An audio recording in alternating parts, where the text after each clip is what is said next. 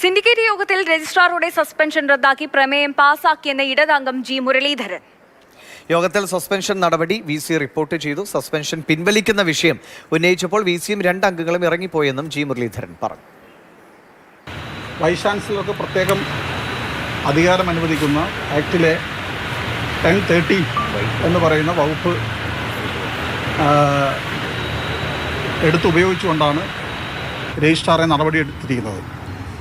ഒരു ഉദ്യോഗസ്ഥനെതിരായി നടപടി സ്വീകരിക്കുമ്പോൾ അദ്ദേഹത്തിന് പറയാനുള്ളത് കേൾക്കണ്ടേ? ആക്ടിൻ്റെ സെക്ഷൻ 2310 അതനുസരിച്ച് രജിസ്ട്രാറെ കേൾക്കാൻ തയ്യാറായിട്ടില്ല. സിൻഡിക്കേറ്റാണല്ലോ തീരുമാനം എടുക്കേണ്ടത്. സിൻഡിക്കേറ്റിൻ്റെ തീരുമാനം പറഞ്ഞപ്പോൾ അത് ഉൾക്കൊള്ളാൻ വൈസ് ചാൻസലർക്കും 2 സിൻഡിക്കേറ്റ് അംഗങ്ങളും തയ്യാറല്ല. അവർ ആ സിൻഡിക്കേറ്റിൽ നിന്ന് ഇറങ്ങിപ്പോയി.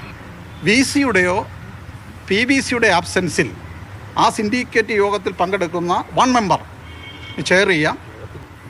ആ ചെയർ ചെയ്ത രാധാമണി ടീച്ചർ ചെയർ ചെയ്ത യോഗത്തിൽ വെച്ച് 19 സിൻഡിക്കേറ്റ് അംഗങ്ങൾ പിന്തുണയോടുകൂടി സർക്കാർ പ്രതിനിധികൾ ഉൾപ്പെടെയുള്ള 18 സിൻഡിക്കേറ്റ് അംഗങ്ങളുടെ പിന്തുണയോടുകൂടി ഈ തീരുമാനം അംഗീകരിച്ച് ഹൈക്കോടതിയെ അറിയിക്കാൻ സ്റ്റാൻഡിംഗ് കൗൺസിലിനെ ചുമതലപ്പെടുത്തി.